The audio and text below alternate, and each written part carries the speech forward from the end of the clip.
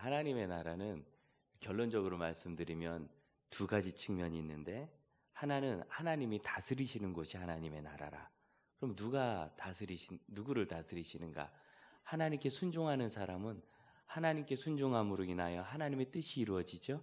그래서 하나님이 다스리시는 거예요. 같은 자리에서도 하나님께 순종하지 않으면 하나님이 인격이시니까 그게 세상 나라와 다른 겁니다. 세상 나라는 칼과 권력으로 사람을 압제하고 마음대로 주장하지만 하나님은 그가 기뻐하는 마음으로 순종하기를 원하십니다. 인격이시라서. 그래서 그가 하나님께 순종하지 않을 때 그가 순종하기를 기다리시면서 순종으로 부르십니다. 그래서 순종하는 사람에게 임하는 하나님의 다스리심이 하나님의 나라고, 또한 그렇게 하나님께 순종하는 사람들이 속해 있는 곳이 있지요.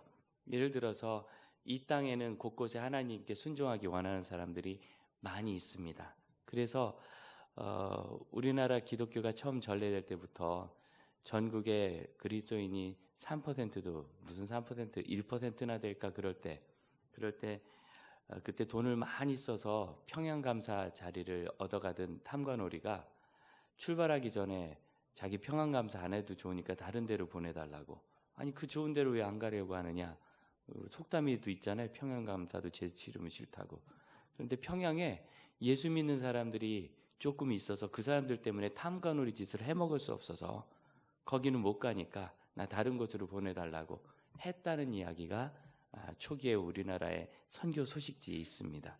그러니까 그리스도인들이 그곳에서 하나님의 뜻에 순종하기 시작하면 그만큼이 하나님의 나라라.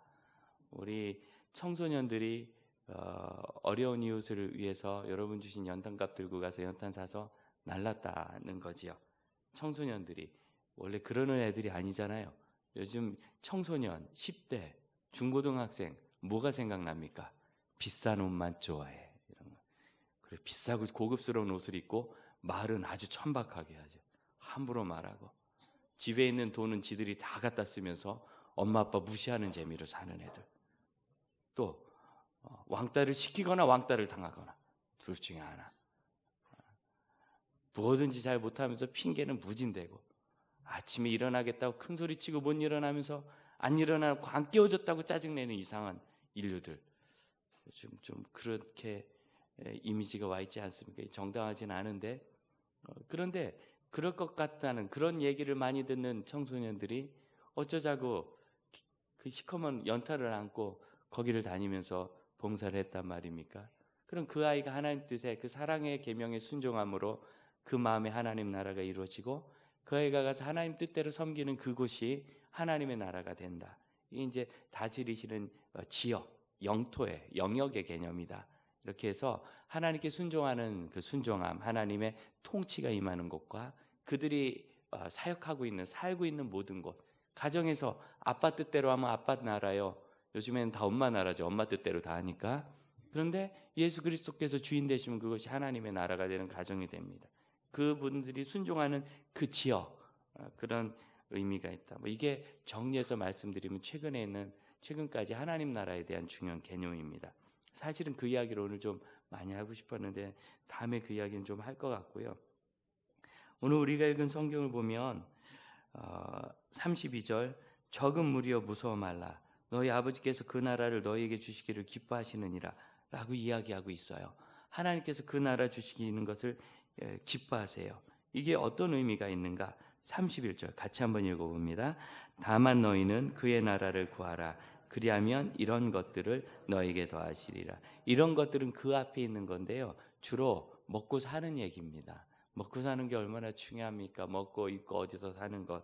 사람의 기본적인 존재를 떠받들어주는 이 세상에 있는 생활의 필요 아니겠어요? 그런데 그런 것들이 자기 생명과 안정성과 직결이 되니까 거기에 대해서 근심이 많은데 걱정하지 말아라. 이런 것들은 너에게 더해 주신다. 다만 너희는 그의 나라를 구하라. 그의 나라는 바로 위에 있는 30절 중간 너희 아버지께서는 이런 것이 너희에게 있어야 할 것을 안 하느니라. 아버지의 나라죠. 가만 보면 여러분 우리가 하나님의 나라에 대해서 과도하거나 정당하지 않은 부담을 가질 수 있는데 제가 그랬던 것 같아요. 그러니까 하나님의 나라는 내가 죽도록 하나님께 순종해가지고 지금 이 사회가 너무나 혼탁하고 어려운데 그곳에서 내가 하나님 뜻대로 살고 그래 하나님의 뜻과 정의를 이루려고 애써가지고 그 막 부딪히면서 죽도록 고생하면서 거기 하나님의 나라가 되게 해야 되는 것으로 그렇게 사실 이해하고 부담을 가져왔는데 제가 그런데 이 복음서를 읽어보니까 하나님의 나라가 그런 나라가 아니고 그런 건 너희들이 못해요.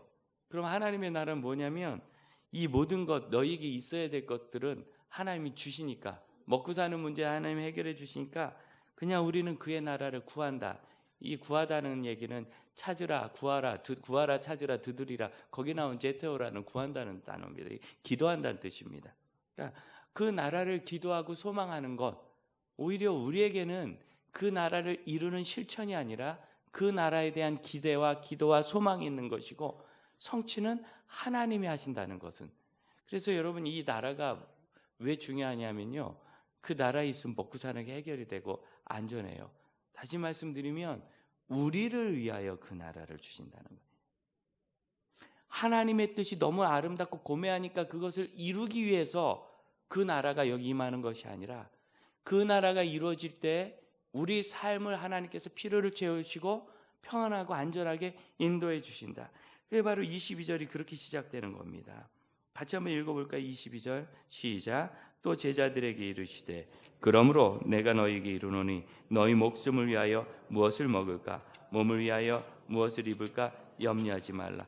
목숨을 위하여 무엇을 먹을까 몸을 위하여 무엇을 입을까 염려하지 말라. 이 염려하다라는 단어 메림나오는 이 염려라는 단어와 조금 달라요. 우리가 하는 흔히 하는 염려, 뭐 걱정 이런 거 아니겠어요? 이게 뭡니까? 큰일 났네. 쌀이 떨어졌네. 오늘 뭐 먹지? 이런 게 걱정이죠. 아니 우리 애가 시험을 너무 공부를 하는데 성적이 안 나오네. 어떻게 하지? 이런 거 걱정이죠. 네. 너무 공부를 잘해서 걱정이 안 되시나 봐요. 집값이 집주인이 또 이 전세비를 올려달라는데 갑자기 너무 많이 올려서 큰일 났네. 이게 염려죠. 근데 여기에 있는 이 염려라는 단어 메림나오라는 이 말은 그것과 조금 다릅니다. 이 단어는 해결을 하려고 머리를 싸매고 달려든다는 뜻이에요. 뭔가 해결. 예를 들어서 큰일 났네. 쌀이 없네. 이게 염려라면 쌀이 없는데 오늘 저녁을 어디서 먹일까? 가만히 있어봐. 누가 하는 얘기로 6.25 때 왜 굶었어요? 라면 끓여 먹으면 되지. 이런 식으로 어디 가서 사 먹으면 되는가? 쌀은 없는데 대용식으로 가만히 있어 감자가 있나? 그럼 오늘 저녁은 감자를 먹으면 되겠구나. 이렇게 머리를 쓰는 거 그런 뜻입니다. 우리가 아는 염려는 대개 해결을 찾기보다는 그냥 걱정만 하고 있는 걸 염려라고 하잖아요. 그런데 여기 있는 이 염려라는 단어는 사실 그거보다는 해결을 위해서 애쓴다는 의미가 있어요. 부부간에 의견이 부딪히면서 서로 싸움이 크게 났습니다. 그랬을 때 걱정은 이렇게 자꾸 싸우다 우리 결국 우리 집안 다 깨지겠구나. 이게 우리가 하는 염려예요. 그런데 여기 있는 메림나우라는 단어는 자꾸 의견이 부딪히고 크게 싸우는데 이러다가 가정 다 깨지면 안 되지. 어떻게 하면은 이 의견을 다시 합해가지고 우리 가정이 평화로워질 수 있을까? 골머리를 앓고 머리를 쓴다는 뜻이에요. 해결을 하는 것. 그런데 왜 염려라고 굳이 번역했느냐면 우리가 생각하는 해결은 되게 소망을 가지고 하잖아요. 가정이 평안해져야 되니까 어쨌든 해결을 해보자. 그런데 여기 있는 메림나오는 부정적 의미를 그 안에 담고 있어요. 그러니까 열심히 해결은 하려고는 하지만 잘 안 될 것 같아 라고 생각하는 거예요. 시도는 하지만 부정적인 두려움을 가지고 있습니다. 그래서 이 32절에 적은 무리여 무서워하지 말라. 이 무서워하다라는 말이 이제 이 염려라는 것과 쌍을 이루게 되는 거예요. 그러니까 무언가 해결하려고 하더라도 계속 걱정하면서 한다는 거예요. 아이가 학교에서 친구 문제를 겪으면 참 어려워합니다. 그럼 부모님이 어떻게 해요? 야, 진짜 네 친구 어디 있을 거다. 네가 좀 잘 찾아봐라. 진짜 있을까요? 그럼 있을 거다. 그리고 네가 잘하면 다시 이제 해결이 될 거야. 애들이 오래 가지 않을 거야. 이런 얘기를 하면 아이가 끄떡끄떡하면서도 걱정하면서 간단 말이죠. 이런 의미예요. 부부가 그럼 많이 다퉜는데 아무래도 얘기를 좀 더 해야 되겠는데 오해요. 이따가 저녁에 좀 퇴근하면 얘기 좀 하자 그래놓고 더 싸우면 어떡하지? 걱정하면서 하면 옆에서 힘들겠죠. 그럼 거꾸로 반대 의미를 가져봅시다. 두려움 없는 해결은 뭘까요? 제가 우리 어머니들을 어려서 참 위대하게 본 적이 있는데 외출하고 왔는데 집에 먹을 게 없는 거예요. 너무 배가 고픈데. 근데 야 지금 집에 저녁거리가 없는데 조금만 기다려. 엄마가 금방 해줄게. 그 얘기를 듣는데 얼마나 마음이 따뜻해지고 우리 어머니가 위대해 보이는지. 먹을 거 없는데 금방 해준다는 거예요. 저는 못하는데. 물론 그날 시간은 많이 걸렸어요. 그런데 금방 해줄게 하는 그 말에 조금만 기다려라. 금방 해줄게 하는 그 말에 제가 굉장히 위로가 되더라고요. 그러면 집에 먹을 거 없어서 배가 고픈데 저녁을 하는데 큰일 나네. 내가 밥 빨리 못하는데 하긴 할 텐데 되게 오래 걸릴 거야. 너 많이 배고프겠다. 야 큰일 났다 하면서 하면은 기다리면서도 되게 큰일 나겠죠. 근데 그러지 않고 금방 해줄게. 조금만 참아. 금방 참을 수 있을 거야.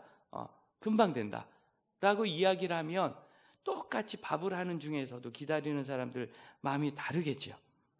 우리가 다 관계 문제를 겪지 않습니까? 교회에 와서 이런저런 이야기를 하면 열에 7, 8은 그러는 것 같아요. 교회에서 뭐 봉사하다 보면 상처받는 일도 많고 이전에도 할 때 뭐 그런 일도 있었는데 그래서 저는 교회에 개입하고 싶지 않아요. 전 천천히 생각할래요. 뭐 교회 다니다 보면 가슴 아픈 일이 많아서 전 등록도 천천히 할래요. 아주 이게 메림나오예요. 거꾸로 교회 가서 또 이상한 사람 만나겠죠. 원래 교회에 이상한 사람이 많아요. 이상하니까 교회 와야지. 건강해져야 되니까. 그런 사람도 만나겠지만 건강해지신 분도 많이 만나고 좋은 관계도 많거든요. 그런데 그런 소망 가운데서 그 문제를 보지 않고 문제를 어쨌든 피해갈 수 없다는 거 알아요. 여러분 교회 공동체를 피해갈 수 없다는 거 아시죠? 밥을 하지 않고는 먹을 수 없다는 거 아시죠? 이 가정에 있는 어려운 문제를 해결해 나가야 된다는 거 아시죠? 어차피 해결해야 될 건데 걱정하면서 하니까 그 나라를 구하라 이 모든 것을 너에게 더하시리라 하나님이 말씀하셨지만 알아서 저절로 먹을 거 갖다 주신 적은 없다는 거 우리가 알고 있습니다. 여러분 먹을 거 얻으려고 얼마나 열심히 일하십니까? 집 얻고 옷 얻으려고 얼마나 열심히 일하십니까? 그러니까 이 이야기는요 그냥 그 나라 구하고 앉아있으면 하늘에서 먹을 게 떨어지고 집이 떨어진다는 얘기 아닙니다. 머리 싸매고 어떻게 하면은 내가 돈을 벌어서 가족을 살리고 교회 헌금도 하고 주회를 할까? 집 보증금 이거 더 갚고 전세 올려달라 그러면 모아가지고 올려줘야 되니까 열심히 모아볼까? 머리를 쓰셔야 되는 건 맞아요. 문제는 걱정으로 하느냐 소망으로 하느냐는 겁니다. 하나님의 나라라는 건 뭐냐면 똑같이 그런 어려움을 할 때 그런 어려운 일을 해결해 나갈 때 소망 가운데 한다는 것을 의미합니다. 선교지를 돕는 일들 봅시다. 저는 걱정이 많은 목사라 어느 선교사님이 선교지에 가서 뭐 한다 그러면은 그냥 그 앞이 캄캄해 보여요. 그걸 언제 다 하나? 후원자는 있습니까? 후원자도 없어. 파송도 못 받았대. 파송도 못 받았는데 왜 나가나? 아주. 그런데 그렇게 나간 분이 거기서 뭘 또 이루어내요. 하나님이 하시죠. 제가 믿음이 없고 제가 매립나와 하는 거예요. 어차피 가면 하나님의 일을 해야 되는데 두려운 마음을 가지고 이게 되려나 걱정하면서 끙끙거리면서 뒤로 물러나면서 그게 아니라 같은 단어지만 같은 일이지만 하나님께서 하실 것을 바라본다면 우리가 염려를 버리고 할 수 있어요. 지금 염려란 말이 계속 반복되죠.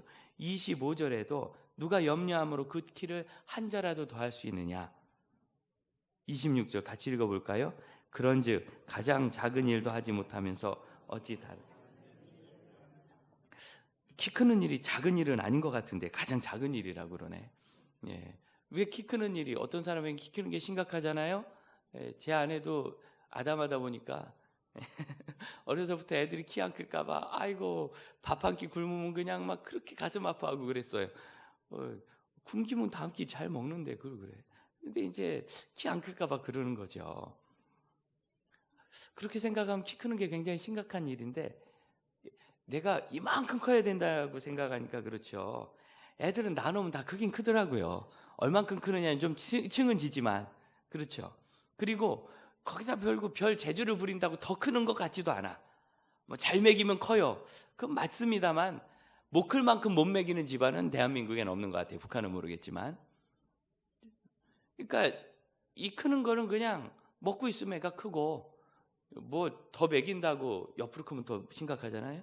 뭐 더 크는 것도 아니고, 애가 좀 안 먹어도 큰 애들은 또 바짝 말라가지고 크더라고요. 이게 참 저절로 되는 일이니까, 힘쓴다고 더 되기도 어려운 일이니까 이거 아주 작은 일 같은 거예요. 그런데 명확한 건 우리가 아무리 거기에 대해서 마음을 쓰고 걱정을 한다 해도 그 키 크게 하는 일을 더 해낼 능력이 없는 겁니다. 그런데도 자꾸 이런 것들을 염려해. 자꾸 뭔가 그런 것도 못하면서 다른 것들 이것저것 많이 염려하는데, 해결을 위해서 애쓰지만 염려하지 않는 것에 대해서 성경은 30절입니다. 이 모든 것은 세상 백성들이 구하는 것이다. 세상 백성들이라는 말, 이 백성이란 말이 이제 요즘 성교학에서 얘기하는 종족이란 개념입니다. 왜 종족으로 번역하는 게 맞느냐면, 이 에드노스라는 말은 어느 공동체에서 관습을 공유하는 사람들이라는 의미가 있어요. 그러니까 관습을 공유하는 것을 지금 종족이라고 얘기하거든요. 우리 같으면 이제 단일 민족 체제 안에서 많이 컸지만, 그런데 이 한국만 보더라도요, 이 국수를 말아 먹는데 다시다 국물에 말아 먹는지 설탕가루 국물에 말아 먹는지가 다르더라고요. 여러분, 설탕 국물에 이렇게 국수 말아 먹는 동네가 있습니다. 봤을 때 눈이 동그라지는 분은 뭐요? 하는 거고, 눈이 가늘어지는 분은 당연하지 고기 먹어야지 하는 거예요. 관습이 다른 거거든요. 이 조그만 땅덩어리 한 민족도 이게 다른데, 여러분 조금 더 특히 이제 밀림이라든가 산맥으로 이렇게 지역이 갈리는 곳은 이 산을 넘어가는 것 자체가 크게 어려우니까 정말 몇만 명이나 몇십만 명만 모여서도 한 부족을 이루어요. 그 사람들은 그 지역에서 관습이 달라지고, 관습이 다르다 보니까 쓰는 언어도 달라져서 지금은 만나면 같은 종족인데 사는 지역이 다르다고 해서 말이 통하지 않아요. 그런 종족입니다. 그러니까 이 말은 습관에 대한 얘기, 관습에 대한 얘기, 삶의 태도에 대한 얘기예요. 다시 말하면 세상 백성들이라는 것은 세상의 습관으로 사는 사람들, 그런 뜻이에요. 세상에서 산다, 세상에 속했다, 예수 안 믿는다, 이런 의미가 아니라요, 습관 자체가 세상 습관인 거예요. 교회로 오는데 습관은 세상 습관인 거죠. 그래가지고 예배 잘 드리고 나갈 때 주차장에서 막 내 차 빼야 되는데 저 차가 안 나간다, 막 성질을 버럭버럭 내고, 나 주차해야 되는데 왜 못 되게 하느냐고 막 화를 내요. 그래서 우리 교회 주차장이 없는 거예요. 그런 싸움이 일어날까 봐 아예 없애버렸어요. 여러분, 그 넓은 주차장이고 그런데 막 그래요. 싸우고. 제가 이전에 섬기던 큰 교회도 아주 주일날 주차하면 꼭 말씀하시는데 뭐라고 하느냐면, 주차위원 하시는 안수 집사님들이 검정색 대형 세단 타고 온 사람들이 여기는 장애우들과 노약자들을 위한 곳이니까 좀 멀리 주차해 주세요. 내가 되려고 하는데 네가 뭔데 못 되게 하느냐고, 교회 왔는데 막 이렇게 화낸다는 거예요. 교회는 오지만 세상 관습으로 사는 거죠. 그게 바로 이 단어입니다. 그러니까 교회 왔다 안 왔다, 뭐 오늘은 교회 있냐 회사에 있냐가 아니라, 회사에 있어도 하나님 나라의 관습으로 사는 사람이 있고, 교회에 있어도 세상 나라의 관습으로 사는 사람이 있어요. 그렇게 사는 사람들은 늘 기준이 뭐냐면 먹고 마시고 사는 거예요. 내가 먹는 게 좀 괜찮은가? 내가 입은 옷이 고급인가? 내가 타는 차가 제가 타본 적이 없어. 타는 차가 비싼 차인가? 이게 기준이죠. 그래서 이걸 가지고 사람을 평가하고, 내 자리를 잡으려고 하고, 사람에 대해서 얘기하려고 하고, 나를 무시하느냐고 화를 내고, 세상 관습으로. 그러니까 무엇을 먹을까 무엇을 마실까 염려한다는 말은 동일하게요, 사는 습관으로 돌아가면 먹고 사는 문제를 가지고 사람을 층을 지고, 어느 아파트 살아, 몇 단지야, 이래가지고 평수가 명가 이러고 따지고 애들한테도 그렇게 가르치는 거예요.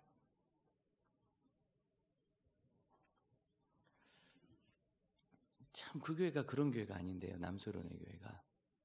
그런데도 어느 교구는 아파트 단지가 좀 큰 평수였고, 어느 교구는 그 지하집이 있는 서민들 사는 동네였는데 그런 게 있더라고요. 전 진짜 가슴이 아팠어요.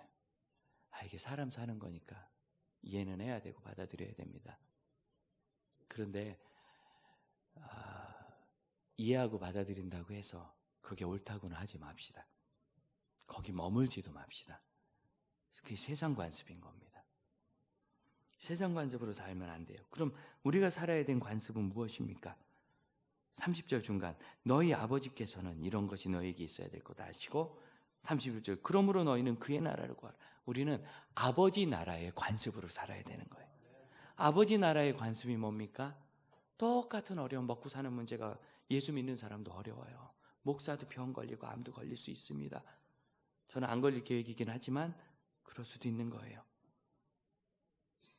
똑같은 문제를 겪지만 하나님의 관점, 이게 바로 킹덤 체질, 하늘나라의 관점입니다. 하나님 나라의 관점. 하나님께서는 이것을 어떻게 보아나가시는가, 어떻게 보시는가 봤더니요, 32절 적은 무려 무서워하지 말라. 이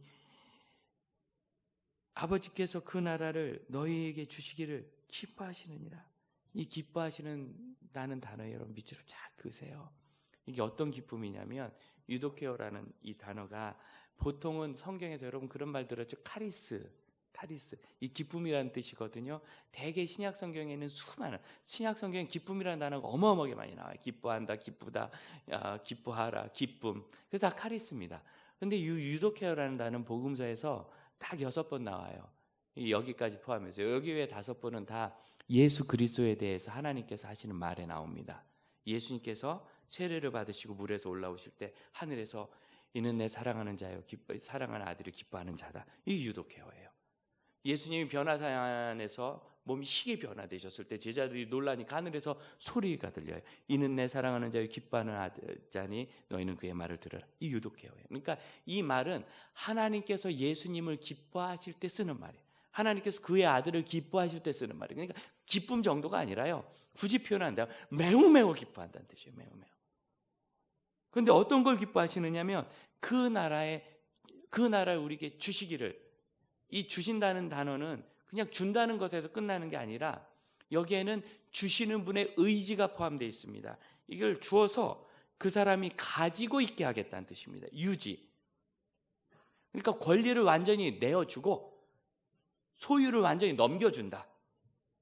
그래서 누구에게 칭찬을 한번 주고 눈길 한번 주고 뭘 좀 전해줬어요. 그럼 준 걸로 끝나죠. 그게 아니라 주어서 그 사람에게 그게 있도록 하겠다라는 의미예요. 이 32절을 원문과 의미를 살려서 번역하면 이렇게 됩니다. 두려워 말라, 이렇게 시작합니다. 두려워 말라, 작은 자들아. 너희 아버지께서 그 나라를 너희에게 주어서 너희가 그것을 누리도록 하시는 것을 매우 기뻐하신다. 어떻게? 그 아들 예수 그리스도를 기뻐하시는 것만큼 기뻐하신다. 동일하게 얘기한다면 그 나라를 우리가 갖는다는 것은 예수께서 하나님 나라를 위해서 사시고 그 나라를 받드시고 그 나라의 원리대로 사는 것처럼 우리도 그 나라의 원리로 사는 것을 하나님이 기뻐하신다는 뜻입니다. 예수님을 기뻐하듯이 너무너무 기뻐하세요. 그렇게 되기 때문에 우리가 그의 나라에서 사는 것을 그렇게 두려워하지 않고 그 나라가 우리에게 유익이 된다는 것을 믿을 수 있어요. 여러분, 이 하나님의 나라의 관점이라는 것은 우리를 위해서 하나님이 주시는 겁니다. 어떻게? 하나님께서 우리를 대하시는 대로. 제 아내가 참 이렇게 잘 놀래는 사람이에요. 굉장히 잘 놀랍니다. 옆에서 누가 번떡 일어나도 깜짝 놀래고요. 이렇게 싱크대에 뜨거운 물 부으면 퍽 소리 날 때 있잖아요. 알면서도 놀래고 진짜 잘 놀래요. 교회 오다가도 요만한 강아지가 와서 앙앙거리면 저는 맛있겠다 이런 생각하는데 제 아내는 굉장히 무서워하고 놀래요. 굉장히 놀래요. 저도 귀여워합니다. 근데 제 아내는 너무너무 무서워요. 그런 사람인데 희한한 걸 봤어요. 제 아이가 아주 어렸을 때 길 가다가 첩석 넘어졌어요. 왜 걸렸는지. 제가 봐도 세게 넘어졌어요. 심하게. 그런데 이 잘 놀래는 여자가 그 아이를 보고 아무렇지도 않아요. 여러분, 아이들이 넘어지면 어떻게 합니까? 딱 넘어진 다음에 이 사태를 파악하기 위해서 엄마나 아빠를 딱 쳐다보죠. 이러는 거야. 길 가다가 촥 넘어지면 이렇게 쳐다봐요. 어머나 아빠나. 그럼 여러분 어떻게 해요? 놀래가지고 야, 안 다쳤어? 그럼 애가 그때서야 이거 심각한 사태구나 하는 걸 깨닫고 울기 시작합니다. 제 아내가 척푸석 넘어져서 엄마를 딱 보는데 너무나 평온한 얼굴로 괜찮아, 안 죽어, 많이 안 다쳤어, 일어날 수 있어. 애가 주물주물 가더니 일어나요. 털기 시작하니까 그때서야 가서 털어주면서 어디 깨진 데 없나, 피나는 데 없나 살펴요. 이야, 여자는 독해. 저는 그게 안 되던데. 그런데 그렇게를 계속 하니까 저희가 한 6살쯤 됐나 5살쯤 됐나 척푸석 넘어지더니 지가 괜찮아? 안 죽어? 그러더니 일어나서 괜찮아, 안 죽어? 저한테 일어나서